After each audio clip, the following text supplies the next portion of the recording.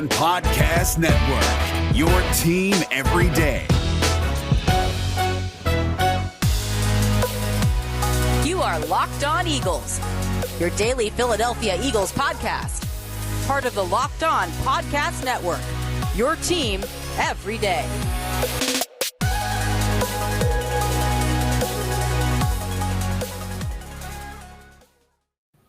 What's going on, Eagles fans? Welcome into another edition of your daily Philadelphia Eagles podcast. It's the Locked On Eagles podcast, as always, part of the Locked On Podcast Network, your team every day. Louis DiBiase, Gino Camilleri, joining you on this Wednesday edition of the show. Guys, it's episode number 3 this week of 5, downloaded into your phone when you subscribe to Locked On Eagles. Wherever you get your podcasts, we're available on Apple, on Google, Stitcher, Spotify, Odyssey, you name it. 5 days a week, all year round. We're your only daily Philadelphia Eagles podcast. And now, as we've been saying all week, we are officially available on YouTube. All our shows, Monday through Friday, we now are in video version.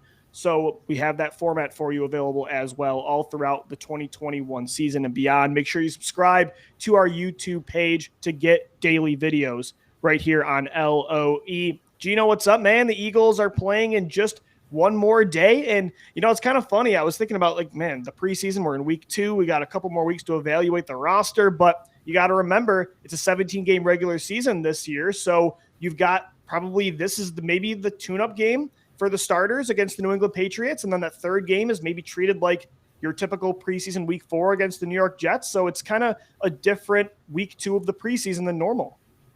Yeah, I was just going to say that this most likely is going to be the most we probably see the starters. I would see Jaylen maybe getting a quarter and a half, maybe even a full half for that matter, because you're right, Lou. They don't have 4 preseason games, and especially for this team where you have so many question marks to win these camp battles, you have to get as many guys out there, and there are starting jobs on the line for this team. So you really have to see what these guys can do. And then I believe that week 4 or week 3, rather, I'm so used to saying it against the Jets. You set your watch to it. But week 3 this time, they'll be taking on the Jets, and then they have a couple days before cutdowns, and then the 12th, they go after it, and the season opens up. So they need to figure out things quickly. And I think the cream is starting to rise to the top a little bit, and you're starting to see those guys separate themselves. Still some good battles to be had, and some guys that I'm excited to get my eyes on tomorrow and take on. You know, I had to wear this. Just a reminder, just 41-33 that happened on a cold February day in Minnesota. But tomorrow will be a little bit different. I'm excited to see the guys like Nelson Agholor and Jalen Mills come back tomorrow, in all honesty. It'll kind of be a little bit ironic that they're playing for the Patriots now, knowing that they were Super Bowl champs with Philadelphia. Guys that help us get the ring, there we go. Guys that help us get the ring. Stun on them real quick. Stun on them. We got to stun on them. Even though it's kind of been a disaster since that point, we'll have that forever, man. We'll have that forever. Yeah, you can't take away championships unless it's the NCAA. But now we're working to get working to get closer to building a championship caliber team here within the next couple seasons. And this is where you figure it out. And I believe that the 2 days of joint practices, Lou, are really something that you could take away a lot from. I mean, this is where you really figure out who are the guys that are going to battle in camp and win one-on-one matchups. And I know there's a lot of proponents of joint practices being superior to preseason games for a lot of evaluators around media, the NFL. Some of those guys just love seeing what they do in those one-on-one matchups, especially O-line versus D-line, corners versus wide receivers, seeing what the quarterbacks can do. They finally got to 11-on-11 as well, Lou. I mean, they weren't even doing that in camp. So you really start to open up your eyes to see what the full picture of this team could be. Because wouldn't you agree in joint practices, you always want to practice for in-game environments, right? Like just the typical actual game action. The speed there's nothing like it. It is completely different between practice. It's why I think Jalen Hurts is a lot better in the games than in practice. But like you're saying, I feel like in joint practices, you can kind of create certain, different situations that you can't always replicate in the game, because the game, whatever happens is what happens. But in practice, you can be like, all right, let's work on this. And I think it helps players grow.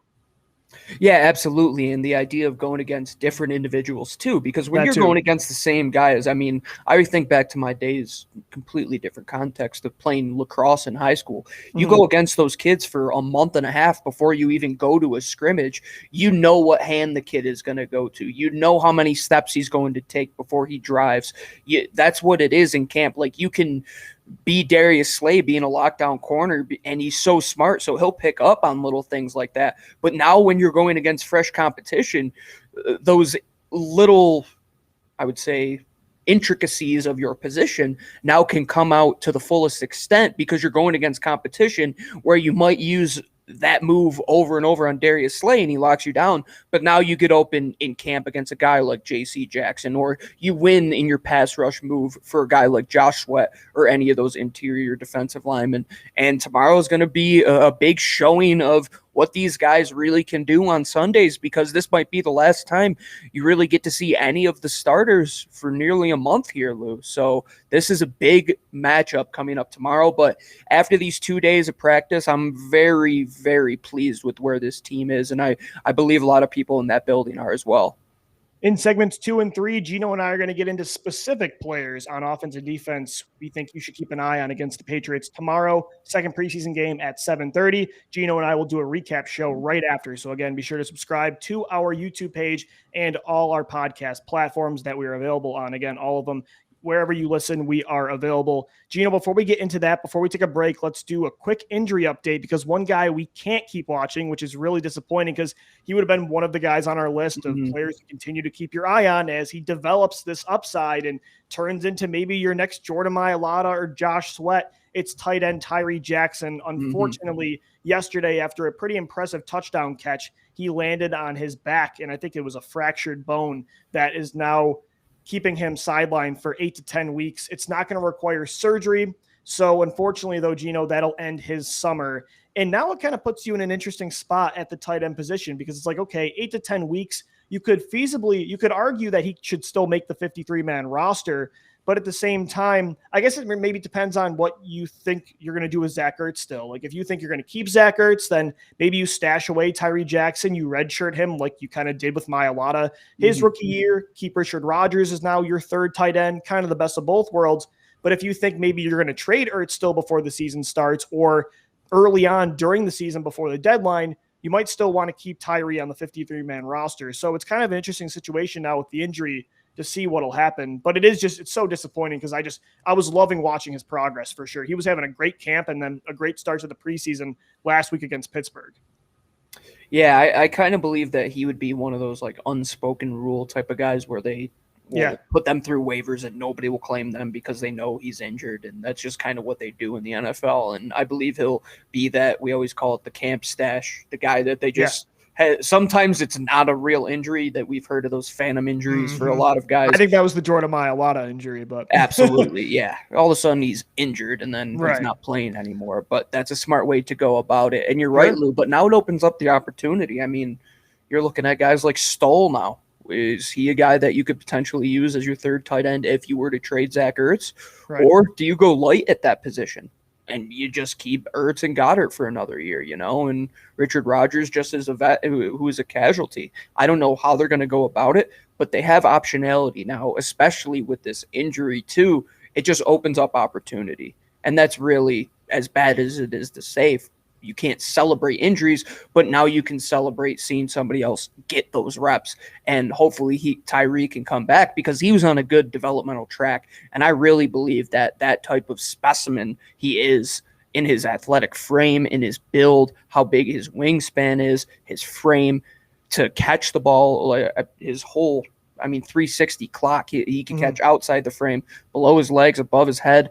That's really somebody you don't find often in the league. And I want him here in Philadelphia. Horns up, baby. I want him back. That's right. We're both Buffalo natives, so we've been following Tyree Jackson for a very long time. And this injury is unfortunate, but at the same time, it does kind of create some flexibility for the Eagles at the tight end position.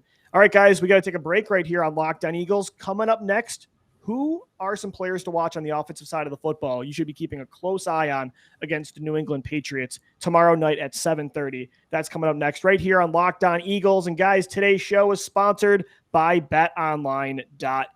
BetOnline is the fastest and the easiest way to bet on all your NFL action this season, NBA, NHL, MMA, you name it. It's all available. Don't sit on the sidelines anymore. This is your chance to get into the game as teams prepare for their runs to the Vince Lombardi Trophy starting in just under 4 weeks. The Eagles play the Atlanta Falcons September 12th, and it's August 18th. So it is coming up fast. Get all your player props, your futures, individuals, everything you need at betonline.ag. Head to the website or use your mobile device today and use our promo code LOCKEDON, LOCKEDON, and you're going to get a 50% off welcome bonus on your first deposit. So go throw some money down on Jalen Hurts to win MVP, Devontae Smith to win Rookie of the Year, maybe Carson Wentz to win Comeback Player of the Year, because that means the Eagles get a first-round pick in 2022. You can get it all at BetOnline. BetOnline, your online sportsbook experts.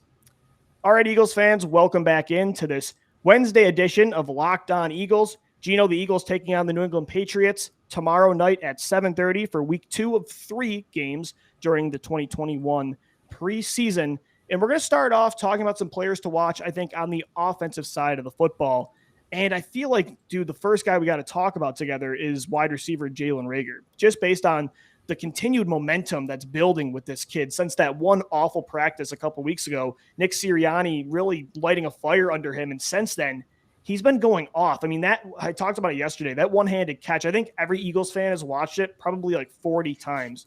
And so now to see him continue to develop, I don't know, man. Patience is a virtue, and sometimes we take it for granted in Philadelphia, and we don't give these guys time, especially when such a good class like the 2020 class started off so quickly, right? Justin Jefferson, CeeDee Lamb, Brandon Ayuk, T. Higgins, Laviska Shenault, the list goes on and on. That class was 10, 15 deep of quality prospects. So that kind of even heightened the expectations even more. But some receivers take longer, and maybe Jalen Reagor is just a guy that's going to blossom in year 2 or 3. And I hope to continue to see that development tomorrow night. He has been, Quez Watkins is getting all the hype, and Devontae Smith will too now that he's on the field. But Reagor has been exciting the past couple of weeks. It's really fun to see this growth. How often do I preach that you just have to relax with some of these guys? Not everybody tough, is, man. it is tough, but the reality is that this is how evaluation works. Right. They're not going to be fully evaluated until they're 3 years through the NFL. That's just how it goes. If you look at pro personnel departments, that's how they evaluate. Right. And Jalen Reagor, he's coming off that injury. We have a handful of games that we can even look at to see how he was injured. He wasn't even fully healthy in those games he was playing last year, Lou. And now you're looking at it. Yeah, one-on-ones, you have to win them in camp. They are more designed for the offense to win. But how he is doing it in his improved route running, in his improved release, his ability to go up and catch the ball and make these unbelievable catches outside of his frame for a guy who's 5'11". That's what they saw on tape at TCU that really made them perk their eyebrows up and say, if we could develop the route running portion of his game, right, that wide receiver, I'm going to get the ball mentality has always been there for Jalen. His competitive toughness is through the roof. And you have seen him. He looks leaner this year. He looks more muscular. He has that look in his face. Like you saw him after he caught that touchdown. He looks like a man who is ready to go out there and play in the NFL. And he's got those receipts on Justin Jefferson, man. I guarantee him. Not saying that he's going to be to that level, but there's a reason they picked him over guys like Denzel Mims and guys like Brandon Ayuk. They saw that potential in him. And how he was used last year was just a fraction of what he could be. His downfield ability, we know that. But just get the ball into his hands. I always make that joke about how you put Devontae Smith, Jalen Reagor, and Quez Watkins into a trip set, and you have arguably the greatest just pitch and catch offense of all time. Just Jalen Hurts has to take one step, get the ball out into their hands. One of those guys is going to make them miss, and I'm really excited to see what Jalen Reagor could do, not just on offense, Lou, but if he could up his punt return game as well. And he already had a nice one last year where he showed off that 4.3 speed that he really shows on tape at times. Right. I'm excited to see this kid, man. I really think they have a very good young trio. They have complementary pieces behind them as well. And these three individuals, Quez Watkins, Devontae Smith, Jalen Reagor, they all have upside to be very good receivers in this league. Not saying they're going to dominate all, get 1,000 yards this year, but they're going to make big plays. Quez Watkins has already done it this offseason. Devontae Smith, we haven't even seen what he can do, but if he's anything compared to what he was at Alabama, we know he's going to go off this year. I think it's an inevitability. I think it's so like Thanos, Lou. It's an inevitability that he's going to go off. Yeah, I think that trio is going to be so exciting this year to watch. And, Gino, I feel like when Philly fans start to pile up on players, it's kind of sink or swim at that point. Some use it as fuel and some use it to bounce back. And some just let it consume them. And they just, again, in Philly, it's a tough environment and it's not for everybody. That doesn't mean you're a soft player because you don't like that kind of situation. Some players just aren't built for that kind of style. And they falter. They can't bounce back once they get in that kind of slump. And I felt like when you look at, like in basketball, you mentioned Markelle Fultz a couple days ago. That was one of them. Like he was just never going to come back from that. I feel like Carson Wentz, I think it certainly got to him as well. I don't think he was really in that mindset. He loved that kind of environment.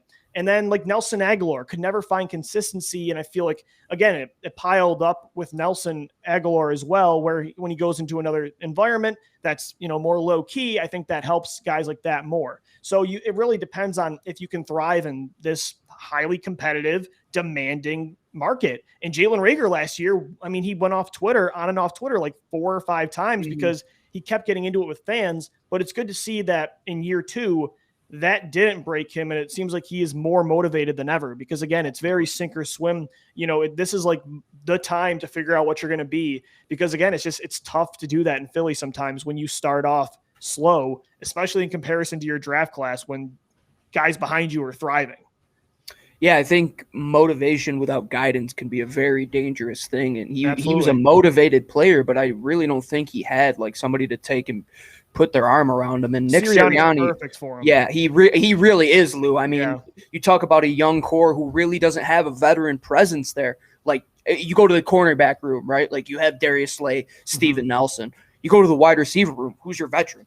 Greg Ward. I mean, kind of feels like it's Nick Sirianni, right? Yeah, at this point, he really is leading the charge. Yeah, him and Aaron Moorhead seem to be that two-headed dragon that really is molding these two guys, this young group, and getting on them and holding them accountable because they know that they have that fire in them to be great. If you don't look at Jalen Reagor and think that he wants to be a great player in this league, as well as Devontae Smith, who is going to be the bar for these guys, you're going to go to practice every day and say, I have to try to be as good as that guy every day. And if I'm not, I'm going to be held accountable by my quarterback, by my head coach, by Devontae Smith himself.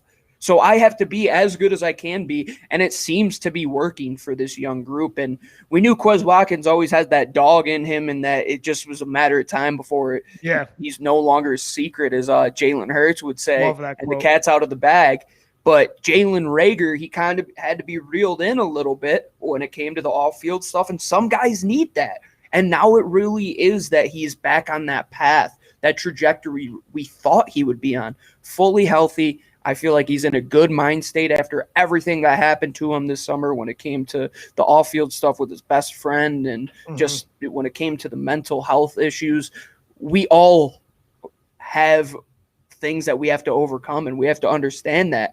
And when you do, and you put yourself in a good environment like he is now, you see what the rewards you can reap from that, man. I really believe that this young team has a lot of those type of guys that are just waiting to flick that switch. And when they do, it really is going to be a nice, fun fire to see set, I can't wait to watch him tomorrow against New England.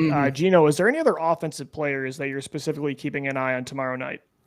Yeah, I'm honestly excited to see the combination of Jason Huntley and Jordan Howard because now with Kerryon Johnson out of the equation, Lou, there really by the way, was just an update. Kerryon did clear through waivers, stashed on IR, but he will be not on the roster. Okay, bingo. But you look at it now, there really is an opportunity to kind of keep 5 guys in a way if Huntley continues that trajectory. And if Jordan Howard, I want to see how he can run the ball tomorrow. That's what I'm most excited for. We saw what he could do in pass pro, but if he still has a little bit of juice in his legs, that's something that we can take into this season. And if not, you're not going to keep that type of player on the team because that's not who this Eagles team is anymore. But I believe that Philly is a very good environment for him. You know how Ted Ginn was only good when he played for New Orleans? Yeah. Like, I feel like Jordan Howard could be that guy. He might only be good when he plays in Philadelphia. And Jason Huntley behind him, I'm excited to see the special teams once again tomorrow. I thought they were very electric. And when they had the ball in their hands, all the returners really did some positive things. And you look at it, I would say that Elijah Holyfield really is the only guy that is worthy of a cut at this moment.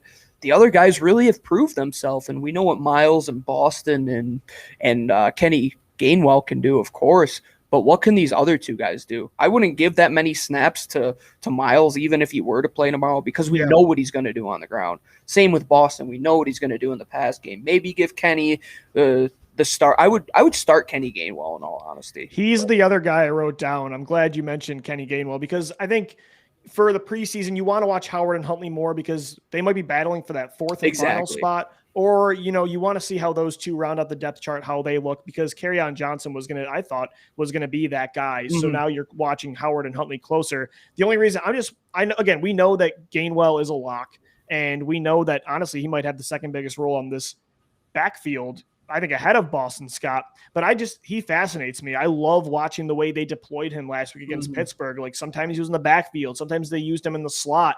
And I want to see more of Gainwell. I want to see how they use him more, the creativity in this offense, like what you talked about with Jalen Reagor. Gainwell is another one of those gadget type of like, all right, we can do so many different things with him. Mm-hmm. Let's see what they put to use, like put to practice now, this theory of Kenny Don't Gainwell. Give away too many of the plans. I know. Yeah, he's that guy you want to keep under wraps. You could see the flashes, though. Exactly. Like last week, and it was like the receiving ability. You could clearly see the same things carried over from Memphis. But I even saw some power that, like, when Donnell Pumphrey was drafted, you could tell can run, man. Oh my gosh, that was the thing. Like Donnell Pumphrey, the minute he got into the league, you could tell this guy's too small. He just Boston, there's some small guys they're built for it.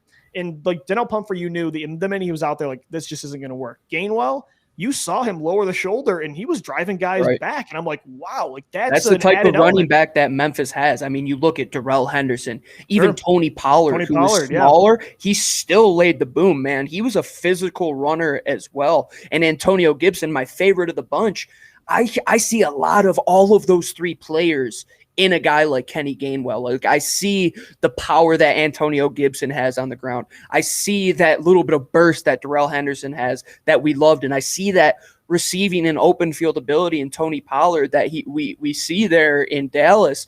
And he's a guy, Lou, that I really just want to keep that secret weapon under locks. Like that's how I felt Andy Reid treated Tyreek Hill before people really knew who he was, Like he didn't give all the secrets. He just gave you a little bit of he gave you a little one of those tasting spoons when you go and get ice cream, It's a little bit of one little lick of the flavor, and I believe, Lou, I'm just so excited to see how this offense improves. And even if they don't win as many games, I know we're going to be going back and watching these games over and not being miserable doing it. Right. Like there will be games when they have up and downs, but there's going to be so many times when these guys are just beating guys clean off their routes, that Kenny Gainwell puts a guy on skates in an option route out of the backfield like we saw from Darren Sproles for so many years.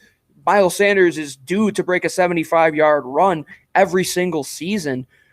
How do you game plan for that many different type of players? That's what being a defensive coordinator, I don't ever want to do it. If I'm going into the game, I'm being a special teams coordinator because that's just pretty vanilla. Being a defensive coordinator with guys like Bill Belichick and Nick Saban in the ranks, like how do you defend against that? And when they have all the right players, I mean, look at like Kyle Shanahan, for example, man. Like they make NFL players lose their job because they have to defend unbelievable offenses like that. And that's just where I believe Jeffrey Lurie wants this team to be in, not this year, of course, but in a few years when they keep building to that mold.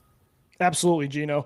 I think there's a lot of upside with this offense. And I think on the defensive side of the football, too, last week they flashed some things that was really, really exciting. We're going to get into coming up next right here on Locked On Eagles in our final segment of this Wednesday edition of the show, some defensive players to watch. So keep it locked right here on LOE. Guys, today's show is sponsored by the best tasting protein bar on the planet. It's basically a candy bar in protein bar form. It's Built Bar, covered in 100% chocolate. It's soft. It's easy to chew. It's the healthy alternative with 17 grams of protein, only 130 calories, and only 4 grams of sugar. And best of all, there's a delicious flavor for everybody. 9 of them. Coconut almond. You've got cherry, raspberry, mint brownie, peanut butter brownie, double chocolate, and salted caramel. Again, something for every taste bud. And you can get 15% off today on your first order at BuiltBar.com when you use the promo code LOCKED15. That's LOCKED15. And again, you're going to get 15% off your first order. Trust me, you're going to want to try Built Bar. LOCKED15, LOCKED15 for 15% off at BuiltBar.com. All right, Eagles fans, welcome back into this Wednesday edition of your daily Philadelphia Eagles podcast. It's Locked On Eagles. Louis DiBiase alongside my co-host, Gino Camilleri. All right, Gino, we talked about some offensive players to watch tomorrow against the Patriots. We did wide receiver Jalen Reagor, then a lot of running backs, Jordan Howard, Jason Huntley, Kenny Gainwell as well. Now we're going to get into the defensive side of the football and some players to watch. And one guy I think we might agree on that you really liked after the Eagles drafted him, you were talking him up a lot. And I saw some flashes last week that I'm like, whoa, okay. Like, this is a player that he's bendy, he's long, he was explosive off the line. Tyron Jackson was really intriguing off the edge, and I think you were obviously very excited to Jackson. Hear that. You mixed up Patrick Johnson. I'm mixing easy. the late guys. Yeah, it's easy to do. I'm probably going to do that all Jackson. season. Yeah, probably, in fairness, if they both make the roster, I'm going to be doing that all year. Totally understandable. But yeah, man, no, I like to say that defensive line and safety are the two positions I really can evaluate to a pretty good extent. And Tyron Jackson, just to me, every time you watched him on tape, it's like, how is this guy not going to make plays in the NFL? You know, even if he's not getting after the quarterback, he's going to take up space and he's going to defend the run well. And if he can continue to build that pass rush repertoire, which that inside spin, Derek Barnett took 2 seasons to figure out how to do that. Yeah. That's not an easy move to learn because there's so much body control. Like, just go in your backyard and try to do that move against just so smooth. Like, Barnett's is still kind of clunky. Some guys just can get in and out of it really quick, and that's a special trait to have. Yeah, I think it was like DeMarcus Ware was really good at that inside spin move. And you just have to have unbelievable body control. You have to have very good flexibility in your knees and your hips. And Tyron Jackson, they're just drafting like freak of nature specimens. I mean, even Zach McPherson at cornerback, dude, his arms are so long. Like, that's what you want to have. You want to have guys that physically impose their will against the guy on the other side. Chip Kelly, big people beat up little people. Tyron Jackson is a big person. He is going to beat up guys that at the tackle position right now.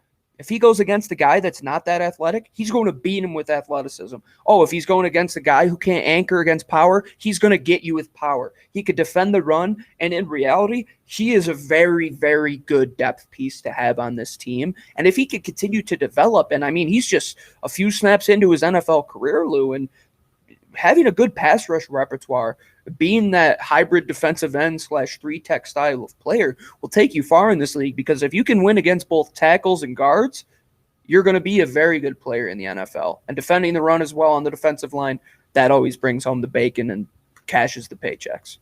Who's another defensive player for you? I feel like I don't know. I mean, the starters were really impressive last week, but I don't know if it was. But they did miss one individual on the defensive starting lineup, if you know who it is, Lou. That's right. Why don't you talk about him? Kavon Wallace, baby. That's the same guy. I'm glad you talked about him, because he was my calling first guy Cam Newton captain checkdown. I love that. Chef's kiss. Unbelievable chirp. He's a fun personality. I think he is what we've been love him. Yes, he is that guy. Clemson defensive backs. Just take them, Philadelphia. Yeah. Brian Dawkins. These guys just have that instinct in them. Kavon Wallace is a dog, like through and through. Played that box style of safety role at Clemson where he's going against tight ends. He's going against bigger style running backs, defending the run. You hear what he was saying. Mike Kay reported it, what he was saying to Cam Newton in camp, and he's a guy that we missed last week, but they had a very big role planned for him coming into the season. He gets that injury, which he came back from relatively quickly. Yep. And now he's going to arguably be the second best safety that they have until Rodney McLeod comes back, and a guy who should take a leap at that position where safety, you're only going to get smarter the more action you see on the field, the more times you line up and go out there. And his ability to come down and hit, Lou, he is a guy that flies downhill, can fly in the alley, and just brings that hard-hitting mentality that really you need to have guys that bring that juice. I think you have Darius Slay on the back end who definitely has that swagger to him. I think on the inside, you're looking at guys like Brandon Graham, Fletcher Cox that have that swagger to them. It was the one thing Jalen Mills had, I guess, that absolutely was pretty crucial to the But Kavon Wallace is actually a pretty good football player. He can actually guard in space, it looks like. Yes, so definitely. That's the benefit. I'm so excited about Wallace. And like you said, he's going to be their second best safety until Rodney McLeod comes back. And I think right now he might be the only long-term defensive back piece that you have on the roster, or at least that you really believe in. So there's a lot riding on Kavon Wallace's development. And we both loved him coming out of Clemson. We thought this versatile piece, I mean, that's why Malcolm Jenkins was so valuable for the Eagles from 2014 to 2020. And with Jenkins gone, with Jalen Mills kind of playing that role last year, he is now in New England, who they're going to play tomorrow night. It'd be really nice to have Wallace turn into that next Swiss Army knife because, like you said, he can come downhill, he can play deep, but also Pro Football Focus had him ranked from 2017 to 2019 as the highest graded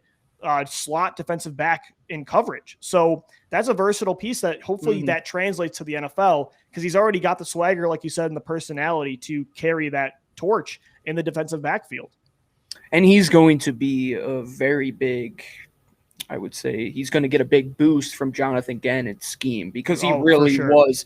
If you look at what Clemson does, they play a lot of quarter style of matchups because they have 6-7 defensive backs on the field at all time, and they just win those matchups where they take away space. He knows how to take away space very well. He's a smart player, and he's going to line up on some of the guys in this division like Dalton Schultz at the tight end position, Evan Ingram there in New York as well, and Logan Thomas, who we both think very highly of in Washington. He's going to take on a big role here, man, and they're going to do it with the mix of him and Anthony Harris and Rodney McLeod, and they're all going to have to be able to cover because that's what the modern game is. And that's why I'm also excited to see the guys that will be in front of Kavon Wallace and those safeties in being Alex Singleton and Eric Wilson, because those two, Lou, they have been killing it the last 2 days in practice. Every time I'm reading a clip, it's Alex Singleton pass breakup. Ball is in Alex Singleton's hands from a nice diving interception. Eric Wilson pick in the end zone. Lou, if we have even a smidgen more improvement at that linebacker position, we're all winners. I really think they have it. Yeah, I think the Wilson signing is going to be looked at very similar to the Nigel Bradham signing in 2016, where it's this very good comparison, Lou. Low end, like really good value signing, and he becomes a core piece. I think he's going to get an extension. I don't know. I said yesterday, I feel like he's that mid-season extension where you're like, okay, he's 26, he's thriving. Let's keep him a part of this core long term. So those are, I think at the second and third level, man, there's some exciting pieces to watch tomorrow night for sure. Yeah, hopefully they can do what Baltimore did with LJ Fort, which Philadelphia should have done with LJ Fort.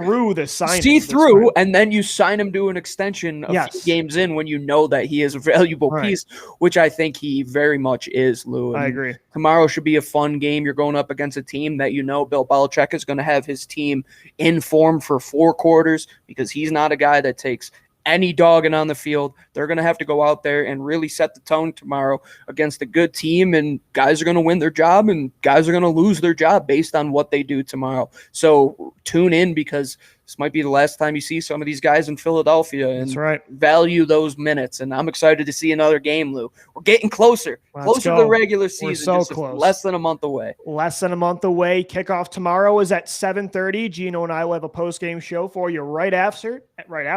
So again, be sure to subscribe to the podcast on any platform and subscribe now on YouTube. All our podcasts Monday through Friday now posted in video form on YouTube. And then on Twitter, follow us at LockedOnBirds, at DiBiase LOE, and at GC24_football. For my co-host, Gino Camilleri, I'm Lou DiBiase signing off. As always, thank you for downloading. Thank you for listening, and let's go Birds. Fly, Eagles, fly.